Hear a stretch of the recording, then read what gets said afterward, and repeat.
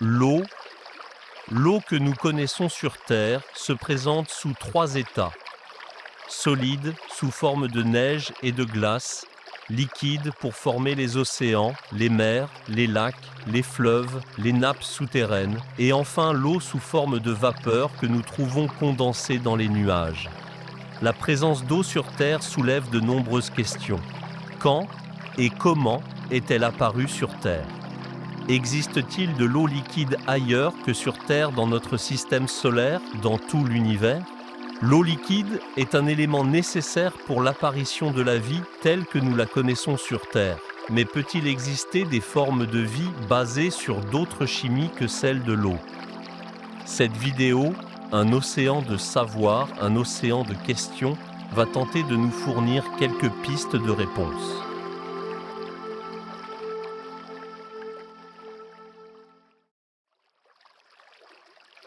L'origine de l'eau sur Terre.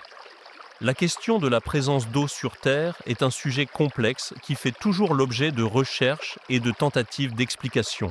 La molécule d'eau est formée par l'association de 2 atomes d'hydrogène H avec un atome d'oxygène O. Sa formule chimique est H2O. L'hydrogène est l'élément chimique le plus abondant de l'univers.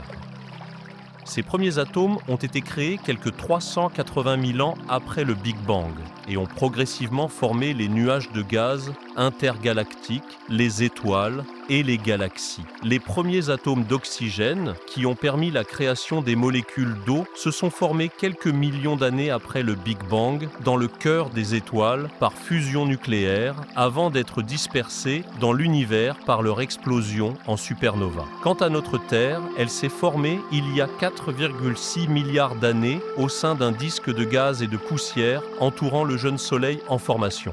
Ces poussières et ces gaz, contenant des molécules d'eau, se sont agglomérés par accrétion gravitationnelle pour progressivement, en à peine 100 millions d'années, former notre Terre. Pendant les premiers millions d'années de sa vie, il y a 4,5 à 4 milliards d'années, la Terre était une boule de magma en fusion avec une température de surface supérieure à 1200 degrés. À ces températures, une partie de l'eau contenue dans les minéraux hydratés du manteau s'échappait du magma lors de dégazage et était vaporisée dans l'atmosphère. Il y a environ 4,1 à 3,8 milliards d'années, la Terre et les autres planètes rocheuses du système solaire ont été soumises à d'intenses bombardements d'astéroïdes, dont le dernier s'appelle le Grand Bombardement Tardif. Certaines de ces astéroïdes, les chondrites carbonés, sont particulièrement riches en eau et contiennent jusqu'à 15 grammes d'eau par tonne. Le Grand Bombardement Tardif a ainsi largement contribué à l'apport d'eau sur Terre. Lors des impacts, l'eau de ces astéroïdes était vaporisée dans l'atmosphère de la Terre qui s'est fortement chargée de vapeur d'eau.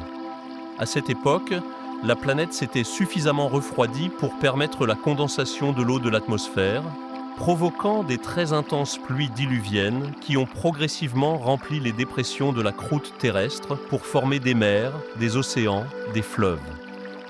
C'est depuis cette période que la Terre possède une hydrosphère liquide permanente et que le cycle de l'eau s'est enclenché. La totalité de l'eau présente en surface sur Terre représente une sphère de 1200 km de diamètre. En réalité, il n'y a pas tant d'eau que ça sur Terre. L'eau est une ressource précieuse et limitée, d'autant plus que 97,2% de cette eau est salée et seulement 2,8% est douce, dont la majeure partie est gelée sous forme de banquise et de glaciers ou souterraine. L'énigme de la vie sur Terre. Qu'il soit animal ou végétal, terrestre ou marin, le vivant sur Terre est constitué par les chinops, c'est-à-dire le carbone, l'hydrogène, l'azote, l'oxygène, le phosphore et le soufre, qui sont considérés comme les 5 briques de base essentielles à l'organisation de la vie. On pense que les premières formes de vie sont apparues au fond des océans, autour des fumeurs noirs. Voici un fumeur noir. située dans les dorsales océaniques, là où la tectonique des plaques crée une activité volcanique intense. Ces cheminées sous-marines émettent des fluides formés par l'eau de mer infiltrés dans les fissures de la croûte océanique qui se chargent alors de minéraux avant de ressortir à des températures de 300 à 400 degrés Celsius. Ce n'est qu'en 1977 qu'on a découvert l'existence des écosystèmes prospérant autour de ces cheminées hydrothermales, en dépit des fortes pressions qui y règnent et de l'absence totale de lumière solaire, donc de photosynthèse. Dans ces environnements extrêmes, la vie qui s'y est développée ne se réduit pas à la présence de simples bactéries. On y trouve aussi des organismes complexes, comme des vers tubicoles, géants, des moules, des crabes. Cette découverte a bouleversé notre connaissance du vivant en prouvant que la vie pouvait exister sans photosynthèse en utilisant la chimiosynthèse pour produire de l'énergie et de la matière organique. Les plus anciennes stromatolites ont été formées par des cyanobactéries il y a environ 3,8 à 3,5 milliards d'années. Elles constituent l'une des plus anciennes preuves de l'existence de la vie sur Terre. Pour se nourrir, ces cyanobactéries absorbent du carbone et rejettent du dioxygène. Elles ont libéré de telles quantités d'oxygène que le fer présent dans les roches du plateau océanique a rouillé. Lorsque les océans en furent saturés, le dioxygène se répandit dans l'atmosphère. Passé des organismes prokaryotes, ces organismes unicellulaires avec un brin d'ADN mais sans noyau, aux organismes eucaryotes, qui possèdent un noyau et de nombreux brins d'ADN, a nécessité plus d'1 milliard d'années. Les premières formes de vie multicellulaires simples, algues et champignons primitifs, sont apparues il y a environ 1 milliard d'années. Les animaux et les plantes, organismes multicellulaires complexes, sont apparus il y a environ 800 à 600 millions d'années et la colonisation des terres date de 400 millions d'années, époque où les plantes puis les animaux sortent de l'eau. Si l'âge de la Terre était réduit à 12 heures, les premières cellules apparaîtraient vers 3 heures, les cellules avec noyau vers 6h30 et la vie multicellulaire vers 8 heures. Une expérience pour recréer la vie a été tentée aux États-Unis dans les années 50. Stanley Miller et Harold Urey ont essayé de reproduire les conditions de la Terre primitive en soumettant un mélange gazeux composé de méthane, d'ammoniac, d'hydrogène et d'eau à de très fortes décharges électriques. Si cette expérience a permis de produire plusieurs acides aminés, aucun acide aminé complexe, comme ceux de la vie, ne se sont formés. Malgré l'avancement de nos connaissances, beaucoup de questions sont encore sans réponse.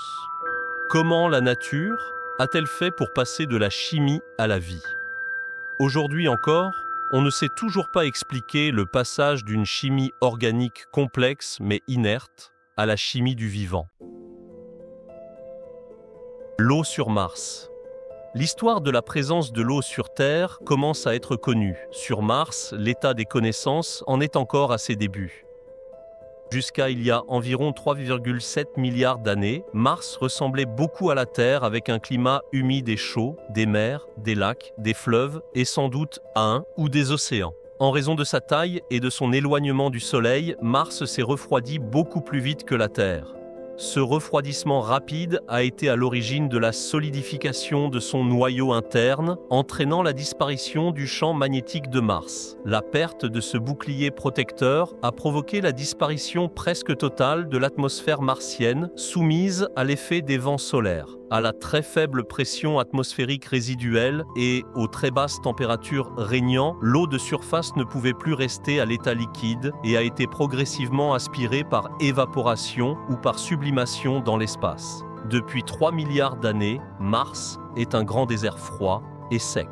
On y voit d'anciens deltas, formations géologiques qui suggèrent la présence passée d'eau liquide comme celui du cratère G0, exploré par le rover Perseverance depuis 2021. Et des vallées comme la vallée Marineris, énorme balafre de 3770 km de long sur 600 de large et 10 km de profondeur, avec ses 450 km de long et ses 1300 mètres de profondeur, le Grand Canyon du Colorado fait figure de nain face à lui. Mais toute l'eau de Mars n'a pas disparu et on pense qu'il en existe de nombreuses réserves dans les calottes polaires où on a pu observer de la glace d'eau permanente mélangée à du dioxyde de carbone et sous le sol des plaines, où elle a été détectée par des radars.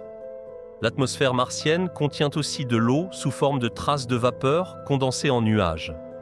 On soupçonne également la présence d'eau sous forme de saumure liquide, identifiée grâce à des tris sombres que l'on attribuerait potentiellement à des écoulements saisonniers de saumure très salée. Si Mars ressemblait à la Terre il y a 3,7 milliards d'années, la vie a-t-elle pu y émerger ?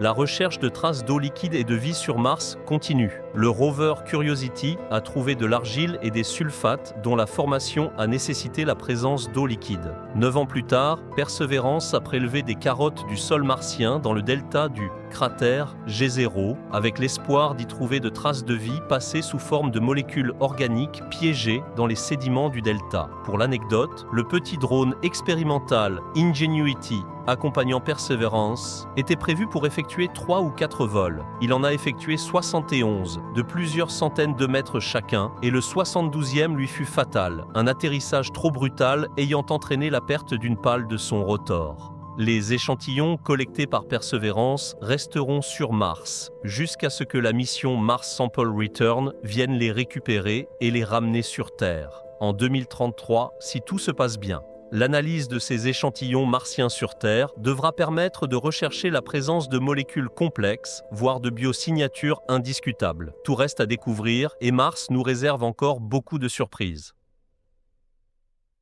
Les océans des lunes glacées et leur exploration. Nous allons maintenant nous rapprocher de Jupiter et Saturne, les deux plus grandes planètes gazeuses du système solaire, pour visiter certaines de leurs lunes susceptibles d'abriter d'immenses océans d'eau liquide. Nous connaissons 95 lunes autour de Jupiter. Commençons par Europe. Non, pas cette Europe-là. Cette Europe-là. C'est la 6e plus grande lune du système solaire. Elle abrite un océan global sous la croûte de glace qui forme sa surface. En 1979, les sondes Voyager 1 et 2 nous ont transmis les premières images d'Europe et ont permis de découvrir son sol, surface lisse et glacée.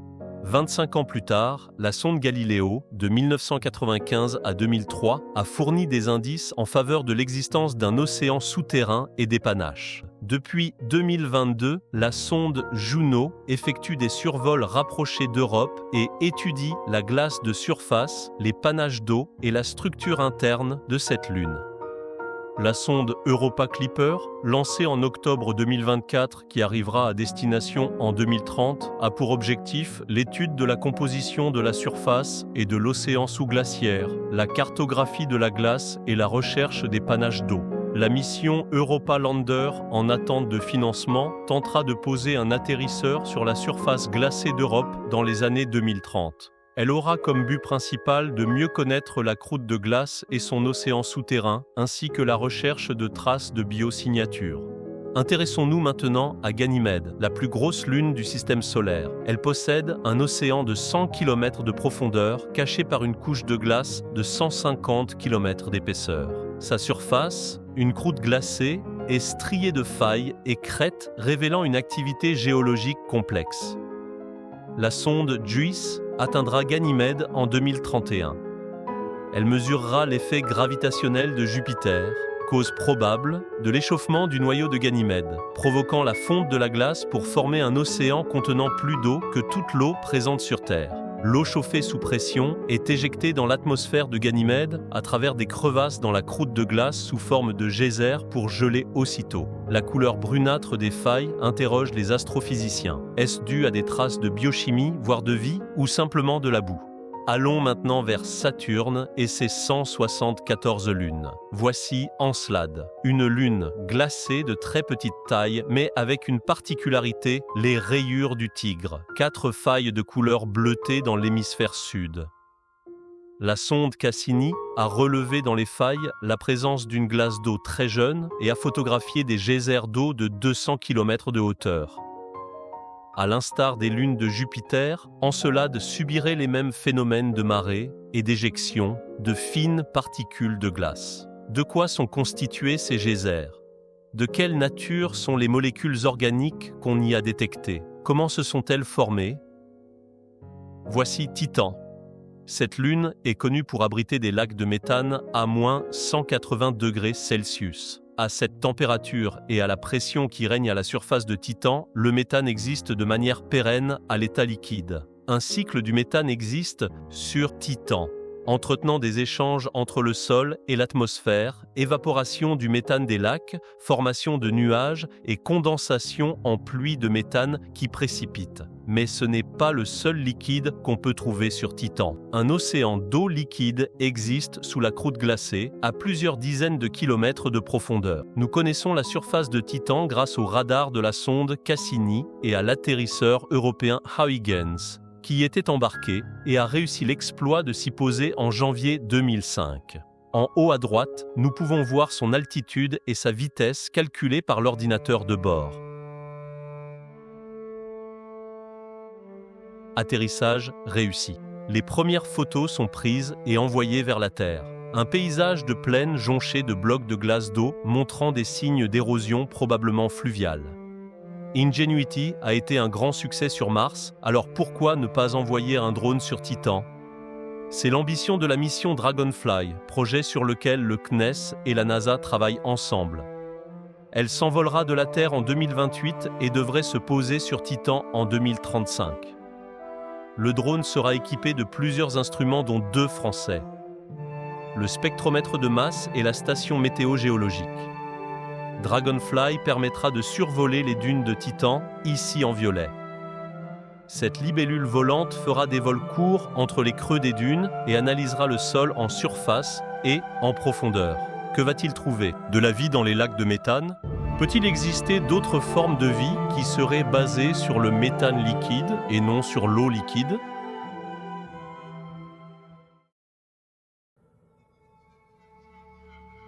Tout au long de cette vidéo, nous avons soulevé beaucoup de questions dont nombreuses restent encore aujourd'hui sans réponse. L'eau à l'état liquide existe ailleurs que sur Terre. Certaines lunes glacées de Jupiter et Saturne nous en donnent la certitude. Mais comment peut-il exister de telles quantités d'eau liquide dans des mondes si froids? Ces océans sous-glaciaires pourraient-ils abriter des formes de vie? En dehors de notre système solaire, y a-t-il de l'eau liquide? Nous avons découvert des centaines de systèmes planétaires autres que notre système solaire, avec plus de 7400 exoplanètes confirmées tournant autour de leurs étoiles. Le télescope James Webb a relevé la possible présence d'eau dans l'atmosphère de plusieurs dizaines d'exoplanètes. Ces mondes extrasolaires pourraient-ils abriter des formes de vie? Étudier ces mondes lointains permettra d'apporter des éléments de réponse à ces questions et aussi de mieux connaître ce qui a pu se passer sur Terre.